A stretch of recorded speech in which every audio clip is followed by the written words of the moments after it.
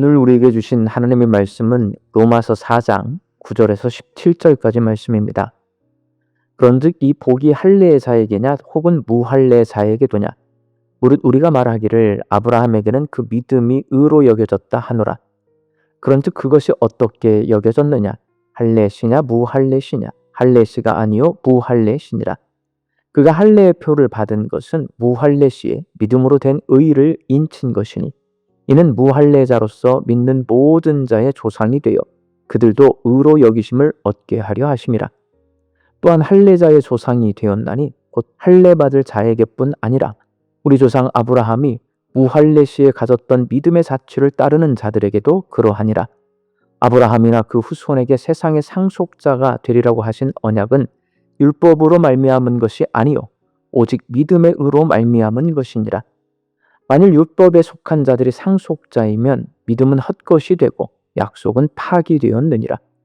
율법은 진노를 이루게 하나니 율법이 없는 곳에는 범법도 없느니라. 그러므로 상속자가 되는 그것이 은혜에 속하기 위하여 믿음으로 되나니 이는 그 약속을 그 모든 후손에게 굳게 하려 하심이라. 율법에 속한 자에게 뿐만 아니라 아브라함의 믿음에 속한 자에게도 그러하니 아브라함은 우리 모든 사람의 조상이라. 기록된 바 내가 너를 많은 민족의 조상으로 세웠다 하심과 같으니 그가 믿은 바 하나님은 죽은 자를 살리시며 없는 것을 있는 것으로 부르시는 이시니라. 아멘. 로마가 세상을 지배하던 초대교회 시대에는 각 가정마다 노예들이 있었습니다. 주인들은 이 노예가 자신의 소유임을 알리기 위해 달구어진 표식으로 찢어서 노예들의 몸에 흔적을 남겼습니다. 그 흔적을 헬라어로 스티그마라고 부르는데 스티그마는 내가 누구의 소유인가 하는 자기 정체성을 드러내는 표시입니다. 유대인의 할례도 마찬가지입니다. 할례는 헬라어로 세메이온이고 표시, 징표의 의미를 가지고 있습니다. 할례는 내가 하나님의 소유된 백성임을 드러내는 표시입니다. 하나님께서는 아브라함에게 할례를 행하도록 하셨고 유대인 남자들은 태어난 지 8일 만에 할례를 행했습니다. 그리고 이 할례를 통해 의롭다 칭함을 받았다고 생각했습니다. 그래서 바울은 몸에 할례를 행해서 의롭게 되었다고 생각하는 유대인들에게 할례를 행한 첫 번째 사람인 아브라함을 소환해서 이렇게 묻습니다. 본문 10절 말씀입니다. 그런즉 그것이 어떻게 여겨졌느냐? 할례시냐 무할례시냐? 할례시가 아니요 무할례시니라. 바울은 아브라함이 의롭다 여김을 받은 것이 할례를 받은 후인지 할례를 받기 전인지를 따져 묻습니다. 이에 대한 대답은 분명합니다. 아브라함이 의롭다 하심을 받은 때는 할례를 받기 전 곧 무할례 상태였습니다. 창세기 15장 6절 말씀입니다. 아브라함이 여호와를 믿으니 여호와께서 이를 그의 의로 여기시고 이는 아브라함이 할례를 받기 전의 사건입니다. 아브라함은 창세기 17장에서 할례를 받았습니다. 할례를 받기 전 하나님이 아브라함의 믿음을 보시고 의롭다 칭해 주셨습니다. 이렇게 할례는 의에 대한 표시일 뿐입니다. 그러나 유대 랍비 전통에서는 아브라함이 그의 의로움을 할례로 입증했다고 해석했고 대부분의 유대인들은 그렇게 생각했습니다. 그러나 바울은 그 생각을 정면으로 뒤집었습니다. 그렇다면 할례는 하나님의 백성이라는 표징일 뿐인데 유대인들이 할례를 행함으로 의롭다 칭함을 받게 된다고 생각하는 이유는 과연 무엇일까요? 그것은 그들의 생각이 변질되었기 때문입니다. 프랑스의 종교사회학자인 에밀 듀르켐은 할례, 세례, 성찬과 같은 종교의식이 공동체의 정체성을 강화시키지만 시간이 흐르면서 그 자체가 구원을 보장한다는 인식으로 변질된다라고 말합니다.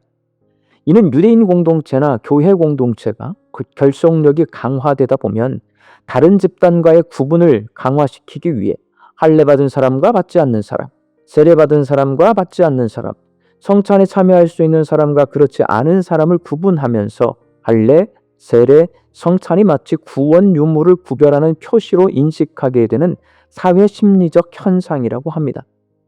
바울은 이를 경고합니다. 그래서 아브라함처럼 하나님께서 의롭다고 해주는 사람이 되는 것은 할례를 받거나 율법의 행위가 아니라 믿음으로 가능하다는 것을 강조합니다.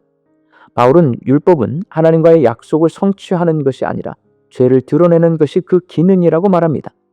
율법은 사람들에게 죄를 깨닫게 하고 그 죄에 대한 하나님의 심판을 드러냅니다.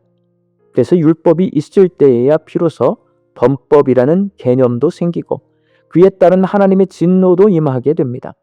그러므로 구원은 전적으로 은혜에 의한 것이고 모든 사람에게 달려 있습니다. 본문 16절 말씀입니다. 그러므로 상속자가 되는 그것이 은혜에 속하기 위하여 믿음으로 되나니 이는 그 약속을 그 모든 후손에게 굳게 하려 하심이라. 율법에 속한 자에게 뿐만 아니라 아브라함의 믿음에 속한 자에게도 그러하니 아브라함은 우리 모든 사람의 조상이라. 아브라함은 하나님의 약속을 믿었습니다. 그런데 그 믿음을 오랜 세월 동안 만들어 가신 분이 바로 아브라함이 아니라 하나님이십니다. 아브라함이 대단해서 믿음을 보인 것이 아니라 그 믿음을 가능케 하신 하나님이 위대하신 것입니다. 바로 그 믿음이 아브라함을 믿음의 조상이 되게 했고 오늘 우리 또한 하나님이 선물로 주신 믿음 안에서 살아가고 있는 것입니다. 사랑하는 광주 양림교회 성도 여러분, 유대인들이 할례를 행하는 것처럼 우리는 세례를 받고 성찬을 행합니다. 이런 표징적인 행위를 강조하다 보면 목사, 장로, 안수집사, 권사와 같은 직분을 강조하게 되고 눈에 보이는 신앙행위, 예배 출석, 헌금, 봉사를 강조하게 됩니다. 그런 것들이 강조되다 보면 1년 52주 동안 빠짐없이 예배에 출석하면 내가 구원받은 것으로 착각할 수 있습니다. 그러나 바울은 구원은 행위가 아니라 은혜로 주어진 믿음으로 받아들일 수 있다고 분명하게 말합니다. 결혼 반지를 평생 끼고 다니는 부부가 반지를 낀다고 해서 늘 사랑하는 것은 아닙니다. 반지는 사랑의 표징일 뿐 사랑 그 자체가 아닙니다. 마찬가지로 우리의 세례와 예배, 봉사와 직분은 은혜의 표징이지 구원 자체는 아닙니다. 우리가 점검해야 할 것은 겉의 표징이 아니라 내 안에 살아있는 믿음입니다. 물론 세례, 성찬, 봉사, 직분도 중요합니다. 그러나 신앙생활에는 순서가 있습니다. 하나님의 은혜가 첫 번째입니다. 그리고 그 다음이 믿음이고 그 다음으로 표징입니다. 하나님의 은혜가 주어지고 그것을 우리가 받아들이고 믿어서 믿는 자로서의 표징을 가지고 살 때 우리는 하나님께 의롭다 칭함을 받고 사람들과 더불어 화목하게 살 수 있습니다. 우리 광주 양림교회 성도들이 하나님의 은혜, 믿음, 신앙의 표징의 순서를 잘 헤아리고 그 순서에 따라 신앙생활 할 수 있기를 예수님의 이름으로 축원합니다. 함께 기도하겠습니다. 하나님의 은혜가 먼저입니다. 그 은혜 앞에 감사하게 하여 주옵소서. 예수 그리스도의 복음이 하나님의 은혜로 내게 주어진 선물임을 기억하게 하여 주시고 믿게 하여 주옵소서. 그 믿음 가지고 세례도 받고 예배도 드리고 성찬도 행하며 이웃과 사랑하며 화목하게 살 수 있게 하여 주옵소서. 이 순서를 잘 기억하여서 순서대로 믿음 생활 잘하는 저희들 되게 하여 주옵소서. 말씀 듣고 세상을 향해 나아갑니다. 우리 양림교회 성도들이 이 하루도 하나님 주시는 일용할 양식을 풍성히 거두고 감사와 자족함으로 화답하게 하여 주옵소서. 사랑하는 내 가족과 자녀들이 하나님의 은혜 앞에 믿음으로 화답하게 하여 주시옵소서. 복음을 믿는 믿음 가지고 하나님 앞에 예배도 드리고 세례도 받고 성찬도 행하며 하나님의 사랑과 이웃사랑을 실천하며 살게 하여 주옵소서. 육신이 연약하여 선악기를 간구하는 환우들이 있습니다. 예수님의 능력으로 치유함을 얻게 하여 주시고 오랜 시간 침상에 누워 계시는 장기 환우들과 어르신들이 천국 소망 붙들고 오늘 이 하루를 살게 하여 주옵시며 애쓰고 힘써서 돌보는 가족들 위에 새 힘을 더하여 주옵소서. 예수님의 이름으로 기도하옵나이다. 아멘.